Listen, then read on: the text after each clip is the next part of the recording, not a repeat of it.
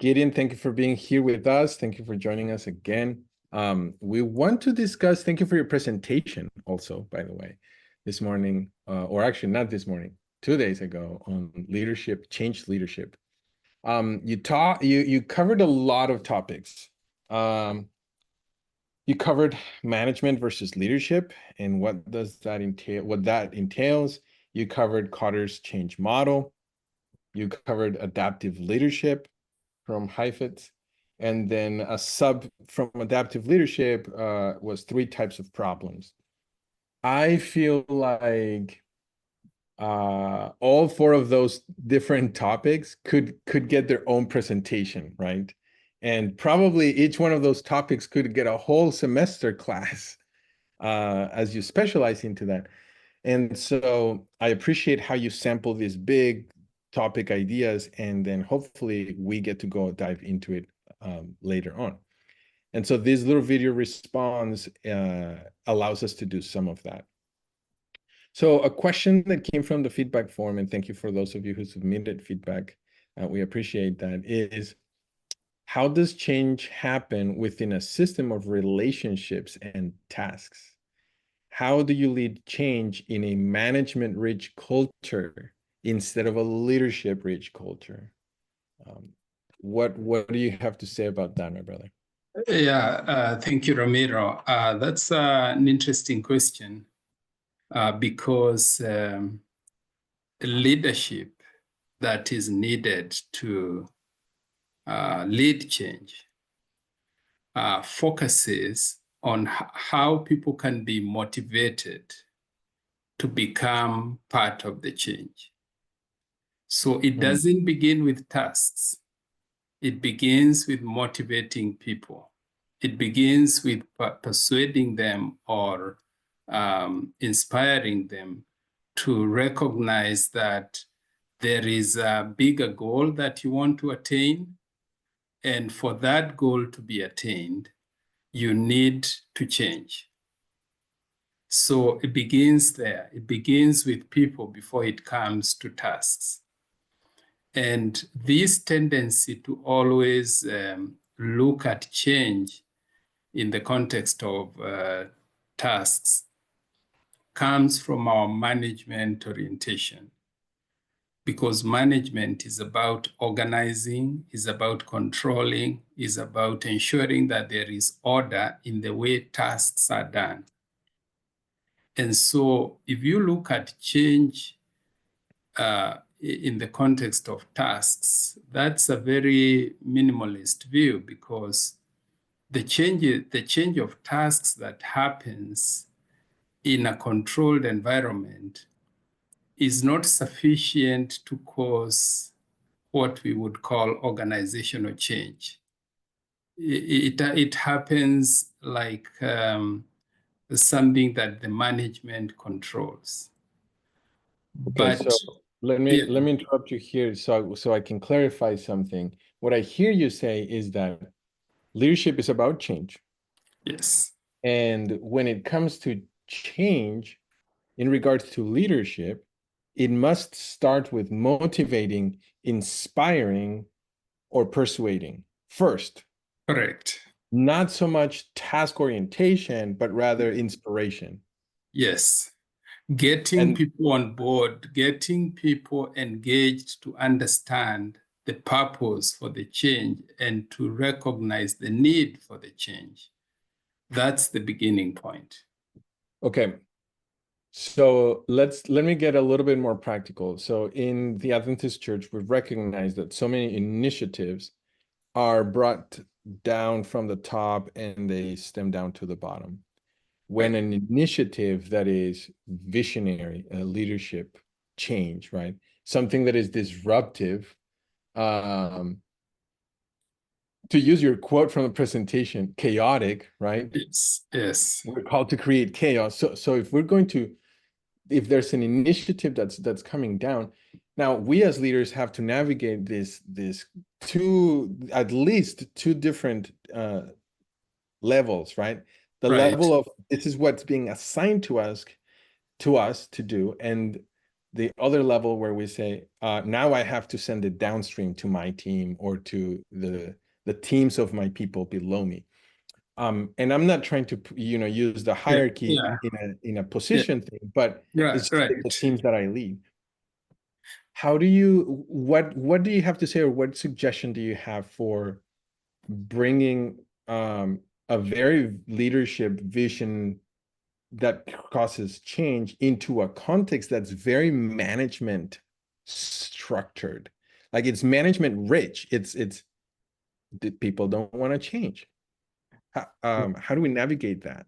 Right. And let me give my example. I have lived most of my life in the management sphere as a finance officer, the chief finance officer.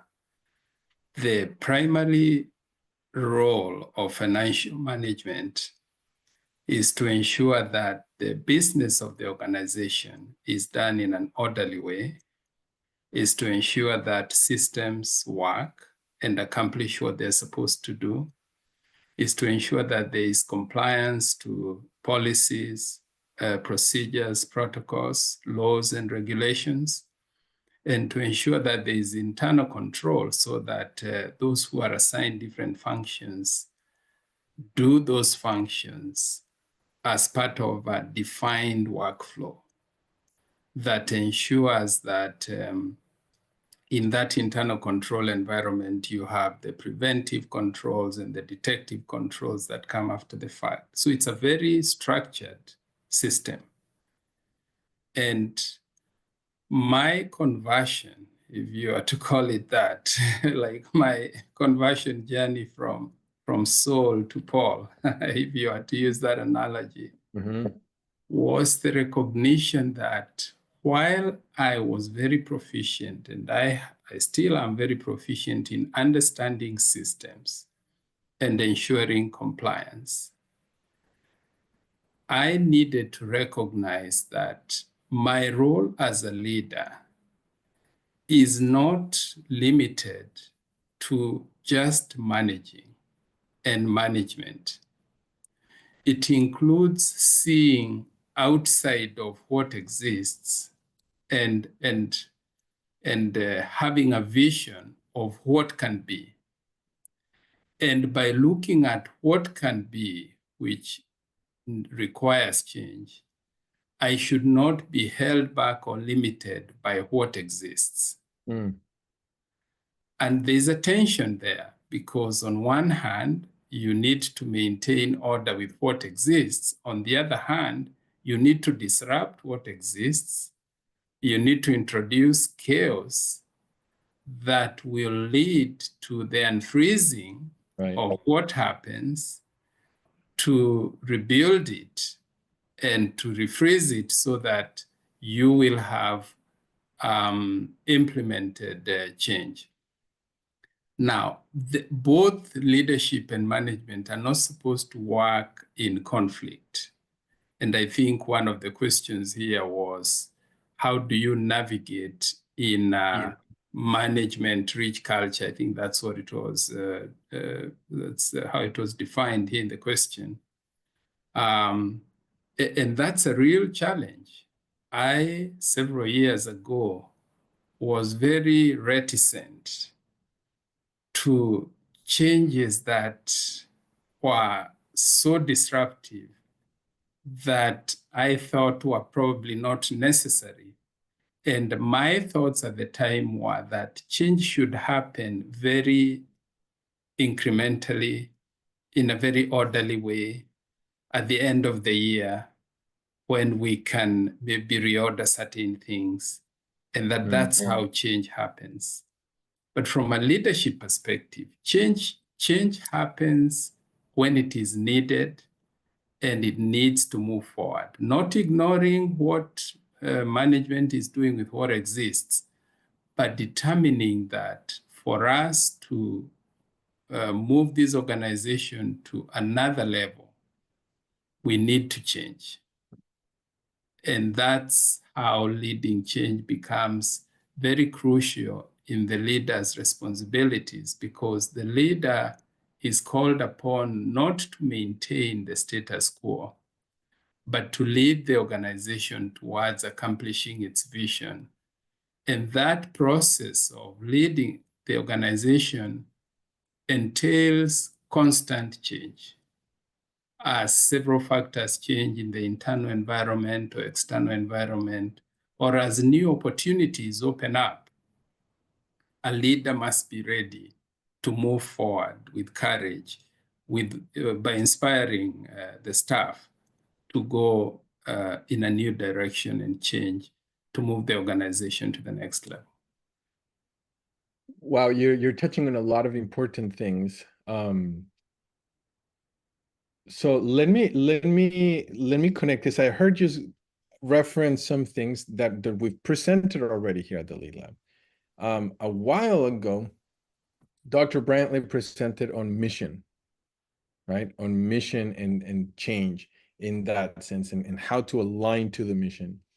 Then the week after, Dr. Baumgartner presented on the 4 disciplines of execution. He actually built on the one topic that Dr. Brantley mentioned. Dr. Brantley, when he mentioned strategy, he referenced the 4 disciplines of execution. And so Dr. Baumgartner elaborated on the 4 disciplines of execution. And in a way, we can see the 4 disciplines of execution as a strategy, right? A process through which bring about change. So what I hear you mention today is that there needs to be this change, and to change from a culture that is management, a mindset of management, to a mindset of leadership, you really need to be comfortable with change. Now, just to clarify for our listeners, we're not saying just envision a new reality and move towards it haphazardly, right? We're talking about a process that it's thorough. It's designing a new mission, or perhaps a vision, after you have a solid mission, and then designing a strategy, and then utilizing the 4 disciplines of execution to execute that strategy. And it's a very intentional process, right? We're not just saying, okay, well, let's get rid of the old and go with the new. There's a process, there's a way. So in this sense, I'd like for you to elaborate on Cotter's 8 steps of change. And I really like that second illustration that has them in a circle, because it implies this cyclical pattern, right? Mm-hmm. Are the 8 steps that Cotter presents a strategy, a way to bring about that change in a gradual way, in a way that is disruptive enough, chaotic enough, but not too chaotic? Thank you, Ramiro. There's a fine balance here. Yes, leadership should ensure that change does not destroy. It can disrupt, but it should not destroy. Mm. And then there needs to be the structure of how that change will be led, beginning with how you will create a sense of urgency, how you build a coalition, that the Cotter's change model. At the heart of that cyclical drawing is the big opportunity that you are aiming at, the vision where you want to go. And that should always be kept in mind as the change process starts. And I think what now I do now with what I know and with my conversion, I still have my management lens of what does this change mean in terms of management. So I already begin to look at the pieces, the human resource, the resources that need to be redeployed or reassigned to be able to support this change. You keep that in mind, but you do not let that become a hindrance or a barrier from leading the change. So you create a sense of urgency because change does not happen in the very small increments that management sometimes wants it to happen, because that is the least disruptive way. Change happens sometimes in big leaps, and it needs to happen because those opportunities are not there infinitely. They are there for the time when that window opens. Then you build a guiding coalition, people who buy into it, a team that understands what needs to be done and will be championing this change. And then move to forming a strategic vision and getting a volunteer army, enlisting a volunteer army, and enabling action by removing barriers that may be on the way. And some of the barriers are the management activities, the control activities. And while those don't change overnight, but leadership should be able to say, for us to be able to move in this direction, these things also need to align to the new direction. So there needs to be a process of constant realignment of systems and resources to follow the change in the right direction. Then you generate short-term wins, and this really helps to inspire people when they immediately see a benefit that accrues in terms of accomplishing the vision from the change that is taking place. It serves as an indication that we are moving in the right direction. And then you sustain acceleration, and then you move on with the process. So it's a cycle that moves from instituting change to sustaining the acceleration of change in this cyclical way. But the goal is to tap onto this big opportunity. I like how you said that there's like, just because you're trying to bring about a change, you don't just completely forget about management, right? Correct. So what I hear you say is, as leaders, we need to be able to navigate both of these and use both of these, and not let one keep growth from happening. And it could be vision, it could be change, it could be also leadership, or it could be management, right? And trying to maintain the status quo and proper structure.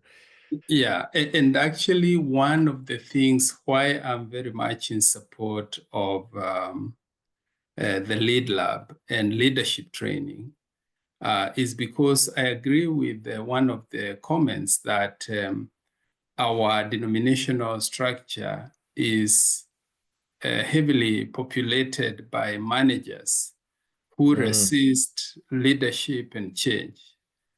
And sometimes the leader is seen as being too disruptive, and this is not how we do things here. And quite frankly, I may have been on that side of things, some years ago in my career, where I did not embrace these bold moves by certain leaders and almost thought they were reckless. And they, we don't do things like that here. But I look back now and say, maybe I should have handled those changes differently. I should have applied myself to what is the goal, what is the leader trying to accomplish, without just looking at the disruption. Because if we are fearful of disruption, if we do not want to disturb anything, the organization will not grow, and the leader's role cannot be effective if we are not ready to step out and create a new direction. Thank you. Thank you. I think that when you speak from experience about the complexity of the Adventist structure, and also how you can testify that you have been a leader that comes from this very rigid management only realm, I think it speaks profoundly to this rather than somebody who's just an innovator and it's exclusively coming from the change perspective. So I appreciate that. And let me see if I can echo back something that you said. What I hear you say is that one of the reasons you're in support of this LeadLab is because you've recognized that there's a need to help leaders in the Adventist system grow beyond the management only structure.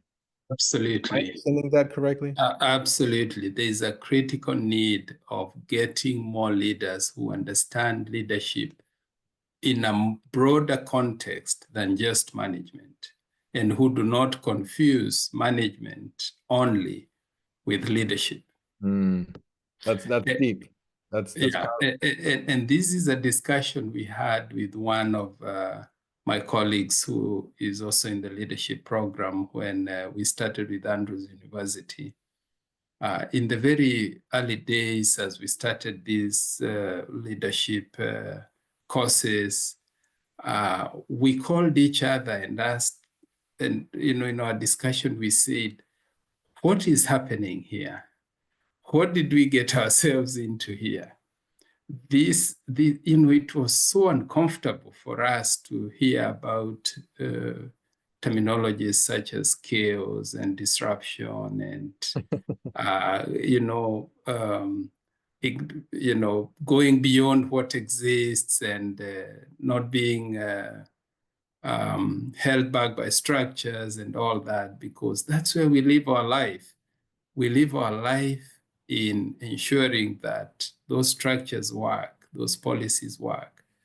And here we're being told that we need to move out of that zone and be leaders who see beyond the current systems that exist and see the possibilities of growth, and yet do it in a responsible way. So that was a huge moment. And the more we continued with the program, the more we have understood why a leader's role is crucial, especially when it comes to change.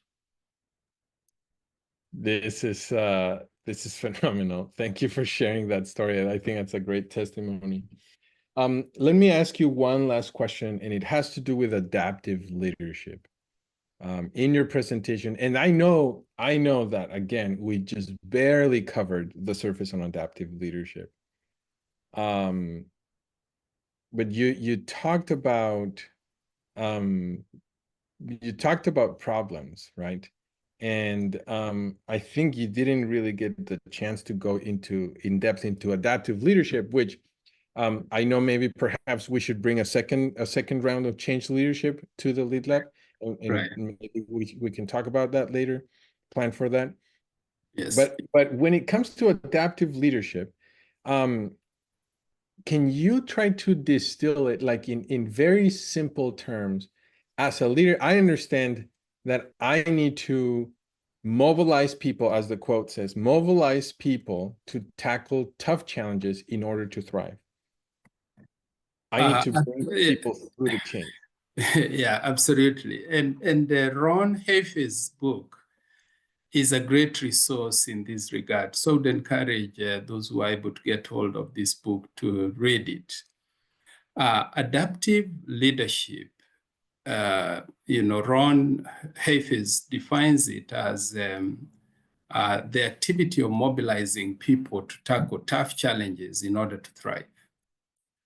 And the reason why this approach is crucial and rather different from what leaders sometimes think is the fact that in adaptive leadership, the solutions do not reside with the leader. The solutions are not in the president's office or in the vice president's office or in the director's offices. The solutions are in the collective work, the collective brainstorming that people do at all levels. And they need to use their knowledge of the situation. They need to brainstorm, they need to find solutions themselves. So this is not a situation where a leader comes and prescribes what needs to be done. Adaptive leadership requires that the people themselves, these problems have no known solutions, so the people need to think about it, and the system itself needs to change. So, for example, this situation of changing our target audience as Hope Channel Network, I would call it an adaptive challenge because it is a challenge that requires people to change. It requires people to do things differently. It requires the producers, when they are thinking through the concepts for production, to remember that, or to have in mind that this content is going to be targeting audiences who do not understand certain internal Adventist jargon or internal Adventist terminologies. So in my mind, when I'm preparing content or I'm designing content for these people, I will be mindful of that. And the president will not tell you exactly what you need to do. You have to come up with the solution. So I would say that the positioning of the Hope Channel brand as an evangelistic brand is a good example of an adaptive challenge that requires the collective involvement of all Hope Channel teams. I like what you're saying. Let me just connect to the problems, right? To the types of problems. What I hear you say is that adaptive leadership, which I love this quote that you said, it assumes that the solutions are not residing on just the one person who's in charge. Correct. And so you need to diversify the team. You need to bring the different people involved so that you can bring the experts. You as a leader, you don't have to know everything. Your job is to bring the experts who can help you create a solution for the problems. And then, of course, it depends as to what type of problem it is, right? And we get into the simple, the complicated, and the complex. Correct. And the people who are the operators need to be part of this discussion. Their knowledge, their experience, their familiarity with the frontline activities are crucial to determining how change needs to happen to accomplish the direction that the organization is going. And unfortunately, for our church structure, there is an overdependence on leadership and a belief that solutions are always found in boardrooms when presidents and vice presidents and leaders meet. They will find solutions or they will resolve these challenges. And adaptive leadership does not work like that. Adaptive leadership is not a model where solutions are found in boardrooms, in executive boardrooms. It's a model where solutions are found in workrooms, in the studio, in the work areas, where people huddle together and find the best way to move forward. That's awesome. I like how you said that. I think I want to add this last thing. It's just unless we start educating ourselves as leaders on these topics, on management versus leadership, on adaptive leadership, on change, unless we train ourselves in this, unless we help each other learn about these, Yes. then there will be no growth. Absolutely. And the more leaders we have, the more leaders we train, the more we are going to change this culture. The more we have people who understand how leadership functions and how adaptive leadership handles challenges, the more we are going to affect the space where things need to change. So I think this LeadLab is moving in the right direction. It is a resource that will help us to be able to move in this direction. Thank you. Thank you for your time on this again. And like I said earlier, I think that we should discuss when it comes to topics, we should discuss potentially bringing a change leadership part 2 so we can continue to explore this topic more in depth. Absolutely. I think I would be delighted to participate in that. This is a broad topic, and it probably cannot be covered in just 1.5 hours. But Right. we have hit the big points and directed our participants to the resources that they need. But we need more reflection and more application. Okay. I appreciate your time again, Gideon. Thank you. And again, thank you for everyone else who's watched this video. We look forward to learning more together.